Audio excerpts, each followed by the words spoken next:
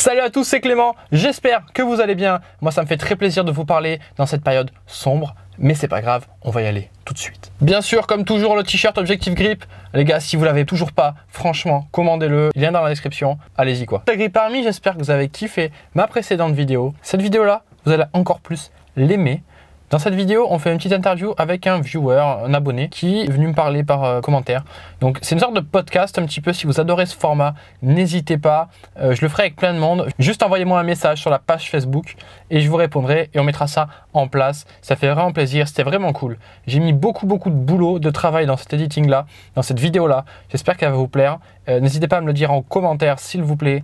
Abonnez-vous, mettez un like tout de suite. Alors juste pour vous expliquer un petit peu ce qu'il y aura dans la vidéo, on parle de beaucoup de choses dans cette vidéo. Alors j'ai fait le maximum pour qu'elle soit le plus concise et la plus courte possible. La vidéo est vraiment très dense. On parle de l'emplacement du filtre à air et donc de la température d'admission en fonction de l'emplacement du filtre à air. On parle du coup d'une boîte à air sur mesure avec des tôles d'aluminium pour faire une boîte à air, d'une admission directe. On parle du ventilateur moteur, du ventilateur qui est couplé au moteur, un viscocoupleur donc. Je vous explique plus dans la vidéo. L'influence du poids des jantes et d'une vidéo donc qui a été faite par des Américains. On parle beaucoup de cette chaîne, vous allez en savoir plus. De ce qu'on pense du différentiel soudé pour le drift, pour le grip, qu'on soit un pilote confirmé ou un débutant. Bien sûr, vous me connaissez et si vous avez vu la promo de la vidéo, on parle des plaquettes de frein. Vous le savez, c'est la base. Carbone Lorraine, RC6 et bien sûr des disques de frein percés, rainurés, disque plein, disque ventilé. Comment ça se passe? Je vous laisse ça tout de suite. Mettez un like, abonnez-vous et kiffez ça.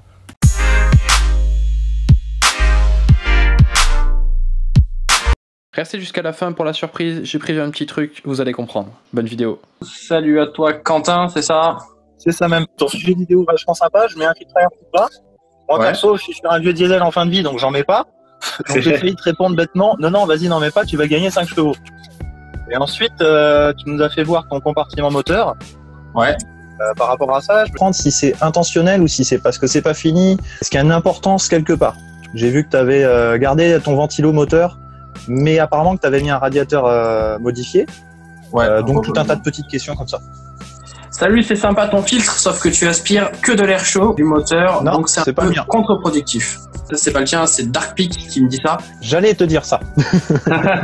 Alors ouais, sur le principe, sur la théorie fondamentale, ouais, 100%.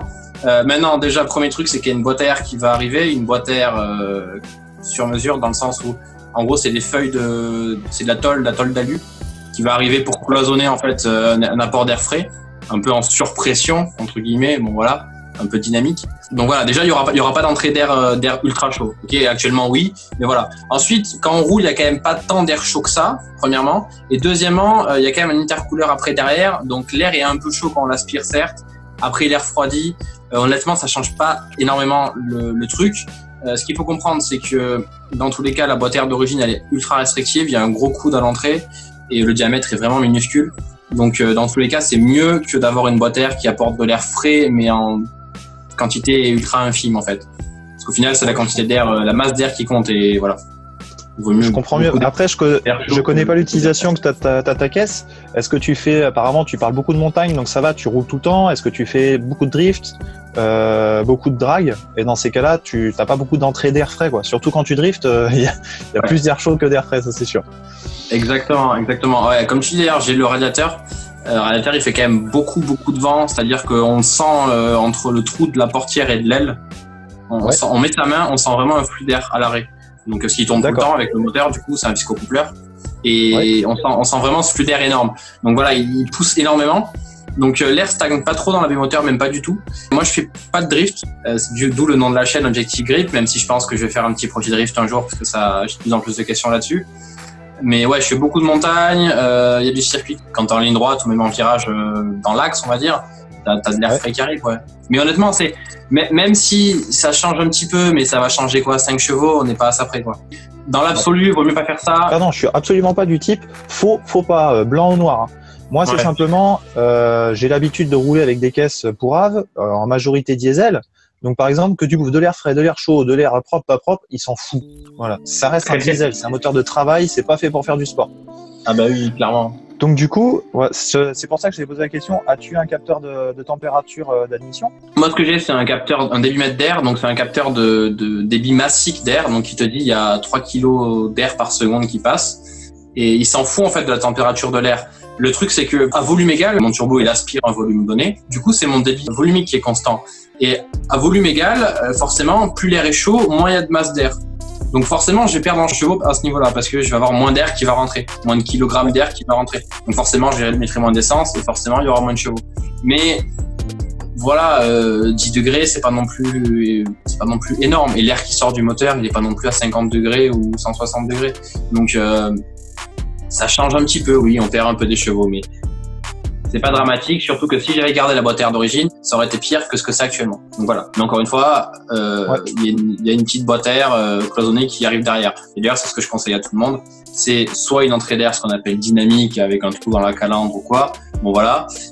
Soit ce que j'ai fait, c'est-à-dire le filtre à air dans un coin là, qui est quand même pas mal au niveau du phare, et un petit cloisonnement avec deux ou trois tôles d'alu pour faire une petite boîte avec de l'air qui arrive dans cette boîte-là, quoi. Tout simplement, c'est ce qu'on appelle une boîte à air. C'est juste que d'origine, elle est souvent en plastique, elle est fermée, imperméable. Ouais. Et voilà, et le filtre à air, souvent, c'est un filtre à air plat, c'est tout. Ouais. Je connais pas celle de la Nissan, mais elle doit très certainement avoir plein de chicanes pour insonoriser. Ouais. Donc là, tu vas la rendre bien directe, bien massif, quoi. Okay. C'est ça. En fait, j'avais déjà un filtre à air, c'est juste que là, je l'ai changé. Et c'était l'occasion de faire une vidéo dessus, quoi, parce que j'avais plein de potes qui m'en parlaient. Donc, je me suis dit, je vais en profiter. Et du coup, ouais, j'ai mis ce titre-là pour intéresser un peu. Et il y a le truc aussi, c'est qu'à un moment donné, je roulais sans filtre à air parce que j'avais déjà un petit tamis en fait devant le MAF. Ouais, je l'ai vu. Ça suffit. Il y en a même qui roulent sans rien du tout. Et franchement, il n'y a pas trop de soucis à part choper un caillou. Mais vu où est mon filtre à air, c'est pas très fiable. Ça dépend où on roule. Après, dans le désert, c'est sûr que c'est gênant, hein. C'est ça. Moi, je roule tranquille, peinard, que sur de la route goudronnée. J'ai un 6 cylindres BMW qui a fait ses preuves et qui est déjà bien fatigué. Je roule avec un tamis, tout simplement, parce que elle crache tellement d'huile qu'elle me pourrit le filtre à l'air d'origine en 2.2. J'entends bien mon turbo winner et je sens qu'il aime bien le tamis, quoi. Ouais. Par contre, il y a le bruit aussi. Il y a l'augmentation du bruit quand on n'a pas de filtre à air ou quand on a un filtre à air. Psychologique, quoi. Non, mais voilà, c'est un bon truc. Et aussi, tu parles de la restriction. Très honnêtement, il y a peu de restrictions dans le filtre à air en lui-même. C'est beaucoup de marketing et il y a eu plein de vidéos là-dessus sur des myth-busting avec des mecs sur des dynos carrément, des bandes de puissance. Ouais. Et ils changeaient tous les filtres à air. Et franchement, il n'y a aucune différence. Il y a peut-être un cheval ou deux chevaux sur je sais pas, sur 300 ou 500 chevaux. Je sais plus exactement. Il y a plein de vidéos là-dessus. Enfin, il suffit de taper ça dans YouTube. Donc non, c'est vraiment la boîte à air en elle-même qui gêne. Et le fait qu'on ait de l'air chaud, de l'air frais, ouais, mais bon, sur un turbo, qu'on a 300, 400, 500 chevaux, honnêtement, l'air chaud, c'est pas non plus ce qui fait peur, quoi. En général, ça fait peur sur un CRX qui sort 100 chevaux ou 150 chevaux.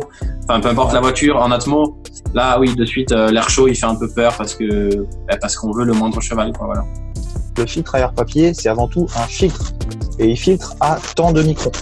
Si tu as des impuretés en X quantité qui arrivent sur ce filtre et qui ne laissent pas passer, au bout d'un moment, tu bouches les portes, tu bouches les trous. Ah oui. Donc, c'est pas forcément un problème à l'instant T, justement, comme tous les tests qu'ils font. Là, tiens, je mets mon filtre, je mets sur le banc, je tire dedans pendant 30 secondes. Je mets un autre filtre, je tire dedans pendant 30 secondes. Non, les deux filtres, ils sont propres. Ensuite, ça dépend, justement. J'ai vu que tu avais mis un double cône. Et en plus, la texture de ton filtre, il est beaucoup plus épais. Il filtre déjà un petit peu moins fin que le filtre papier d'origine. Et c'est surtout, il a beaucoup plus de portes, il a beaucoup plus de place pour pouvoir accumuler la crasse. Donc du coup, dans le temps, il va rester très fiable. Il va toujours laisser passer un débit d'air à peu près constant dans le temps. Je discute avec beaucoup de personnes, dont certains qui font, comme toi, la compétition dans le long terme, entre guillemets, où la voiture, il faut quand même qu'elle enquille quelques dizaines de kilomètres. Et d'autres, des compétitions de drague, la voiture, si elle fait 3000 km, c'est déjà un record. Voilà. Ouais, clairement. Du coup, eux, ils ont tellement poussé le vice jusqu'à calculer la température d'air et à chaque degré d'air, modifier la quantité d'essence, chaque kilo d'air admis, etc., ils modifient la quantité d'essence, que là, le filtre, ils le connaissent sur le bout des doigts et ils disent bien, un filtre, c'est bien pour la longévité d'un moteur, et pour la performance, c'est pas bien. Ça filtre les performances, justement. Clairement, et comme tu dis, ça évolue avec le temps, en fait. C'est ça qui compte. Voilà, c'est ça. Un filtre neuf, ça fait rien. Mais un filtre d'il y a 4 ans, ça commence à être restrictif, ouais. C'est pour ça que moi, d'ailleurs, je l'ai changé le mien. Parce qu'on peut le laver aussi. J'ai déjà lavé une fois ou deux. Là, je l'ai changé. Et c'est ça que je trouve intéressant aussi, c'est d'avoir une pièce qui est pas trop chère. Ça sert à rien d'acheter un filtre à 200, 300 euros et de le changer assez souvent. Tout à fait. Ouais, puis en plus, si tu l'enfermes dans une petite boîte, là, tu lui admets de l'air à la bonne température, c'est toi qui t'es choisi, hein. Là, il va être nickel, hein. Tu auras un système de filtration d'air nickel. Clairement. Après, pour en revenir à ton ventilo, justement, Ouais. tu m'as dit quelque chose auquel j'avais pas pensé. Donc, tu as gardé ton ventilo moteur, mais tu trouves pas qu'il te suce un peu de couple, en fait, pour pas grand-chose? C'est monté comme ça d'origine, il marche très bien. Ouais. Il envoie du pâté, donc pour avoir un truc équivalent, il faudrait un gros spal, un vrai ventilo électrique, quoi, pas un truc à la con. Est-ce que ça vaut vraiment le coup? Bon, je trouve pas. Tu gagnerais un peu en inertie, ouais, c'est vrai, en enlevant ce truc-là. Mais concrètement, il y en a qui l'ont fait. Bon, tu gagnes pas non plus tant que ça. Pour le prix, je trouve que c'est pas très intéressant. Tu préfères le mettre dans les pneus, dans les plaquettes, dans l'essence, bon, tu vois. Ouais. Après, dans l'absolu, oui, c'est pareil. C'est comme le coup de la boîte à air, si tu veux, de l'air chaud, de l'air frais. Voilà. Dans l'absolu, tu gagnes. C'est comme les copes. D'ailleurs, tu me parles de les copes. Les copes, elles liées d'origine, moi, je l'ai enlevé. Pourquoi? Parce que je démonte ça souvent. Et dès que tu touches le radiateur, dès que tu touches le ventilo, dès que tu touches tout ça, tu vas avoir à enlever les copes. Et c'est un vrai merdier. C'est incroyable. Du coup, je l'ai viré, je l'ai pas remise. Elle sert à rien parce que le ventilo, il marche très bien sans. Il marche peut-être un petit peu moins, mais il marche très bien sans, franchement. Et en plus, quand tu roules vite, du coup, tu as plus d'air qui passe dedans. Parce que les copes est restrictive à haute vitesse. Donc, au final, le ventilo, il sert largement quand tu es dans les bouchons ou que tu es à l'arrêt. Genre, je sais pas, tu fais une balade en montagne et d'un coup, tu t'arrêtes. Le ventilo, il suffit largement à pas faire chauffer la voiture. L'eau, elle redescend à 80 degrés. Ça refroidit l'huile et tout parce qu'il y a un échangeur eau-huile. Et voilà, ça fait son taf. Et du coup, à haute vitesse, du coup, je suis sûr de pas chauffer parce que j'ai encore plus de flux d'air. Donc, ouais, voilà, tu vois, c'est des trucs comme ça qui font que c'est pas forcément le top du top dans l'absolu, mais ça suffit largement. Tu vois, en pratique, voilà, faut voir la pratique en fait, genre, si c'est mieux à 1% près, on s'en fout clairement, tu vois. Et là d'ailleurs, j'ai vu une vidéo sur les jantes légères et tout. On sait qu'une jante plus légère c'est mieux, etc. Même moi, je l'ai ressenti dans le comportement de la voiture et franchement, je le préconise. Et il y a une vidéo de notre garage, de notre média, pardon, je sais pas si tu connais, qui ont comparé du coup une jante à, je sais plus, je crois que ça valait 1700 € le tout contre peut-être 600 €. Et jante plus pneus, bon les pneus par contre c'était équivalent mais bon peu importe. Et franchement il n'y avait aucune différence, 0,05 secondes sur 5 ou 10 secondes de parcours je crois. Enfin bref, franchement c'est risible, il n'y a pas de différence entre les deux jantes. Après il n'y avait que 2 kilos d'écart entre une jante et l'autre. Ouais. Donc c'est pas non plus énorme, tu vois, 2 kilos. Et voilà, mais ça montre si tu veux qu'il y a des trucs, forcément tu as un peu de gain, mais est-ce que ça vaut vraiment le coup d'aller chercher cet écart de prix pour avoir un truc qui est imperceptible ou presque imperceptible? Voilà, ça dépend, c'est vraiment au cas par cas, tu vois. Donc, oui, je comprends, ouais. Mais c'est quoi? Du coup, c'était, tu m'as dit le nom de la chaîne où il compare? Donut Media. Ah ouais, ça y est, d'accord. Voilà. J'avais cru que tu avais dit un autre. Ok, ouais, je les avais vus, effectivement. Hilo, le truc. H-I-L-O-W. Ouais. Ouais, voilà. J'ai regardé leur chaîne aussi. Mais ils font pas mal de trucs. Ils ont fait la modif au moment où il fallait pas. C'est clair, mais là, j'ai discuté justement des différences de jantes avec un propriétaire de Smart. Il a essayé les jantes Brabus parce qu'elles sont magnifiques, elles sont larges, elles sont superbes et tout. Puis tu veux une Smart type Sport, bah tu mets ça. Et il est redescendu après avec des jantes normales. Et il a dit mais à tous les coups je garde des jantes normales. Elles sont beaucoup plus fines, donc il y a beaucoup moins de résistance de roulement, mais elles sont quand même suffisantes pour pouvoir garder la voiture sur la route, parce que franchement c'est tout léger. Et elles sont beaucoup moins lourdes. Donc du coup, tout ce qui est plaque d'égout, truc et tout, ça passe dessus tranquille. Je peux continuer à avoir pied dedans, alors qu'avec les Brabus, mais de temps en temps, j'entendais des claquements, quoi. Elle sautillait, elle prenait de la vitesse, elle retombait, clac. Ouais. Bon, je lui ai dit peut-être que t'as les amortos qui commencent à être fatigués. Il m'a dit ouais, mais d'un autre côté, ça me les fait pas avec les jantes d'origine, quoi. Après, il faut voir la différence de poids, quoi. Parce que là, tu me parles d'une taille qui est différente. Sur Donut Media, ils ont vraiment pris deux jantes qui avaient les mêmes tailles, ou quasiment, je crois, un demi-pouce de large près. Mais voilà, c'était les mêmes tailles, donc il y avait 2 kilos d'écart sur 9 kilos, je crois. Je crois que la première jante, elle faisait 9 kilos, la deuxième, elle faisait 11. J'ai regardé leur vidéo, j'ai trouvé que c'était un peu tronqué quand même comme test. Oui, c'est vrai que. Mais voilà, ce que je veux dire, c'est que des fois, le prix, si tu veux, a pas forcément d'impact sur les performances. Dans l'absolu, dans la théorie, ouais. Mais il y a des trucs qui valent le coup et des trucs qui valent moins le coup, tu vois. Ah oui, tout à fait. C'est ça que j'essaie d'expliquer et tout, même dans les programmes et tout que je fais. Et c'est vraiment ce détail-là, si tu veux, quand tu essayes plein de trucs. Tu mets le prix partout et c'est ce qu'ils font en fait, c'est un peu leur délire. Ils font plus ou moins bien, bon ok, après c'est un peu un show, tu vois, pour que ce soit intéressant. Mais ils mettent le prix partout, ils se disent ouais, ça vaut le coup, ça vaut pas le coup. Tu vois, le différentiel par exemple, ben, c'est sûr que pour faire du drift, le souder, ouais. Ouais, pour faire. Ben, franchement, ben, il voit pas la différence. Donc autant pas payer 1500 balles, tu vois. Pour faire du drift, je suis d'accord. Mais non, pour faire de la piste, peut-être que c'est un peu différent, tu vois. Ah bah là, Mais encore une fois, ça dépend le pilote que t'es. Peut-être que tu verras aucune diff. Donc autant genre mettre 1500 balles dans tes pneus, tu vois. bon après tu m'as surpris avec ton ventilo parce que sur le papier, moi j'aurais cru l'inverse. Tu me dis non, dans la vie réelle, ça passe super bien, ça fait ce que je demande. Oui. Donc essaye de tenir une trajectoire à la corde avec un différentiel soudé sur piste. Tu m'en diras des nouvelles. Hein.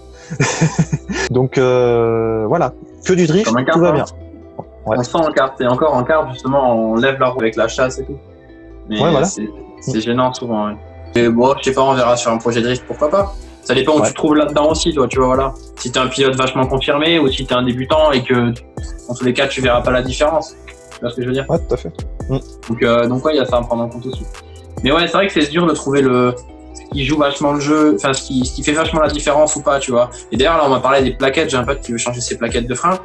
Et là, je lui ai dit, pour le coup, mets du prix dedans, tu vois, mais pas 50 €, mais pas 100 balles, mais vraiment, on va chercher les Carbon Laurel à 200 balles et fais-toi plaisir avec, quoi. Enfin, au moins, t'auras pas de problème de fade ou quoi. Tes plaquettes vont pas s'arrêter de fonctionner à trop de température. Ça va durer dans le temps. Qu'il y a plein de plaquettes, ça coûte pas si cher que ça, mais ça va coûter 150 balles au lieu de 200. Et au final, tu vas les changer 2 fois plus souvent. Donc, au final, financièrement, tu vas même pas t'y retrouver. Pour avoir des performances moins bonnes. Ah. Essayez, pour ceux qui écouteront, peut-être, ne faites pas ça. Ne faites pas la connerie de vous dire que c'est pas grave, je prends des trucs à 3 balles, ça ira bien comme ça. Non, j'ai essayé, ça marche pas du tout. Voilà. Mais par contre, c'est avec toi que j'avais appris justement de mettre l'argent dans la plaquette et de prendre un disque de merde, parce que les disques de merde, entre guillemets, je parle crûment, mais les disques de merde sont plus tendres et donc du coup, on a une attaque plus rapide que les disques haute performance percés, qui sont trop durs, qui vont mettre du temps à chauffer et qui vont déglinguer la plaquette mais sans freiner, quoi. Exact, ouais, qui vont glacer la plaquette, qui vont se glacer eux-mêmes, etc. Ouais, bien sûr. Et on a ça sur, c'est pas pour taper sur EBC, mais sur les disques BC. C'est ça, c'est très dur. En plus, les plaquettes EBC sont pas top du tout. Et du coup, bah, t'as vite tendance à bleuir le disque, t'as vite tendance à faire de la merde avec. Et ouais, un disque, on dit un disque de merde, mais un disque plus ou moins premier prix, un disque à 50, 60 balles. Et d'ailleurs, une fois qu'il y a un souci, on peut le changer, s'il est voilé ou quoi. Pareil, s'il y a une plaquette comme la Carbon Laurel, la RC6, qui attaque vachement le disque, du coup, c'est elle la pièce, le consommable. Et du coup, c'est le disque qu'on change et plus la plaquette. Et ça vaut moins cher de changer un disque à 60 balles que de changer une plaquette à 200 ou même à 150. Tout à fait, ouais. Donc voilà, franchement, moi je trouve que c'est le bon compromis. Et puis en plus, voilà, c'est souvent le disque qui a un problème et pas la plaquette. C'est souvent le disque qui se voile, etc. Et comme tu dis, le disque, quand il est pas cher, il va monter plus vite en température, donc ça va fonctionner mieux, plus rapidement. Après, ça peut surchauffer, mais franchement, avec des bonnes plaquettes, il n'y a pas de souci. Et il va avoir comme il est plus tendre, il aura vraiment plus de mordant. Et c'est ce qu'on cherche, le mordant. Donc c'est vraiment important. Et au sujet du mordant aussi, justement, c'est que les disques percés ont un meilleur mordant que les disques rainurés ou les disques normaux, en fait. Et souvent, on croit, le percé, ça se casse et tout facilement. Il faut quand même y aller pour casser du percé. Il faut déjà avoir des vraies plaquettes, parce qu'il faut monter en température. Et si tu montes pas en température, que ta plaquette, elle supporte pas la température, elle va s'arrêter de fonctionner avant que le disque, il meure, quoi. Donc, voilà. Franchement, je conseille le percé. Moi, j'ai du percé. Aucun souci. Ça dégaze mieux les plaquettes et ça a un meilleur mordant, quoi, voilà. Donc c'est vraiment, vraiment cool. Enfin, c'est ce que je conseille. Bah, j'avais regardé justement énormément de vidéos chez nos amis anglophones, mais surtout outre-Atlantique. Alors déjà, comme toi, ils aiment pas du tout. Je sais pas pourquoi. Moi, j'aime bien la marque BC, mais je l'ai pas testé. Donc je l'aime bien juste par oui dire. Mais eux, ils aiment pas du tout. Ils l'ont mis en test, ils l'ont fait cramer et tout. Alors, à chaque fois, ils peuvent pas y aller. C'est du on-off. Après, à chaud, c'est du on-off. Soit t'appuies, ça freine pas. T'appuies tellement fort, à un moment donné, ça bloque. Voilà, fini. C'est ça. Ouais, donc ça correspond bien à la technique anglaise au pilotage. Ah ouais, c'est horrible. Pour tout ce qui est test entre disque plein, disque percé, etc. Donc déjà, ce qui m'emmerde, c'est qu'à chaque fois, ils font pas les tests avec la même marque. C'est un peu normal. À part Zimmerman qui offre du plein, du machin, et encore, je sais pas s'ils rebatchent pas un peu. À chaque fois, ils te portent le disque, mais à des températures de fou malade, pour te dire, vous voyez, c'est bon, ça a craqué. Bah, oui. Ouais, voilà, c'est ça. Et est-ce que tu vas vraiment retrouver dans la situation? Voilà, si tu fais de la route et tu vas te faire une sortie ou deux par-ci, par-là, t'as pas besoin d'avoir des disques qui sont ultra endurants. Et même si tu fais un peu de la montagne, franchement, t'as pas la même chauffe que sur piste. Donc voilà. Et Donut Media, d'ailleurs, dans leurs vidéos là où ils font Ils testent les jantes, ils testent aussi les freins, c'est ça. Ils font le test de frein du coup juste pour les freins, les kits. Les plaquettes, on les connaît pas non plus, c'est un peu con, mais bon. Et les plaquettes prennent feu, et ça c'est cool. Ouais. Mais je crois que c'est au bout du 10e essai, donc c'est assez rapide quand même. Mais voilà, ouais, faut que les plaquettes prennent feu quand même. Est-ce que j'ai plus personne, moi, à ma connaissance, arriver à faire prendre feu des plaquettes alors qu'il y a eu des soucis avant, si tu veux. Et puis après, voilà, si le mec il a commencé à vouloir prendre une voiture d'une tonne 6, il lui a rajouté 200 ou 300 chevaux, il a même pas pensé à monter au moins un kit de frein correct, bah tant pis pour lui, je voudrais dire. Oui, lui, clairement. Il a pas fait les choses dans l'ordre, quoi. C'est clair. Non, faut que ce soit équilibré. En général, on commence par la puissance parce que c'est ce qui est cool. C'est pas ce qui est le mieux, mais c'est cool. Et puis après, derrière, ouais, faut au moins mettre des disques de frein un freinage qui provient d'une voiture un peu plus haut de gamme, quoi, voilà. D'une voiture qui est plus grosse, plus lourde et peut-être plus puissante aussi, ouais. On est d'accord. Mais, ouais. Mais tu vois, d'ailleurs, juste pour conclure là-dessus, c'est que quand ils ont fait cramer les plaquettes, ils ont dit qu'ils avaient changé les plaquettes, je crois, après, du coup, parce qu'elles étaient mortes. Mais les disques, il n'y avait pas de souci. Du pointé, rainuré. Même si les plaquettes ont pris feu, le disque, il a quand même pas été abîmé ou quoi que ce soit. Donc, ouais. Faut vraiment. Et puis les plaquettes, tu le vois, elles fument complètement. C'est-à-dire que tu te rends compte quand même que il faut que tu te calmes. Faut vraiment. Ils l'ont fait exprès d'y aller. Donc, dans la vraie vie, ça arrive pas si facilement que ça, quoi. Ça arrive forcément de casser un disque percé parce qu'il est percé, oui. Mais il faut quand même y aller, quoi. Puis c'est pareil, souvent le problème il vient du fait que tu sais, t'as une différence de température entre les trous qui sont alimentés par l'air et le reste du disque qui est pas assez refroidi. Et souvent c'est sur les voitures de course et t'as des boas qui viennent alimenter en air les disques. Ouais. Mais t'as quasiment aucune voiture sur route, même la mienne ou quoi, ou des voitures modifiées qui font ça. On s'en fout tous, on met pas de boas sur nos freins. Ça dépend. Ça dépend qui. Oui, bien sûr, mais je veux dire, il y a peu de gens. Moi, je pense que c'est la prochaine étape. Si j'ai des problèmes de frein, après, franchement, j'ai pas de problème de frein, donc je vais pas m'embêter à le faire, si tu veux. Mais il y a personne qui le fait quasiment. Donc, on va pas avoir cet écart thermique énorme comme ça qui va défoncer le disque.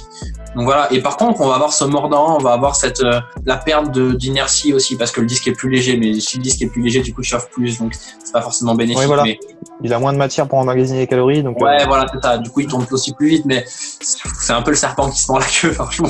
Parce que du coup, on va être un disque de plus gros diamètre, tu vois, de masse équivalente et tout, mais enfin, c'est un peu con.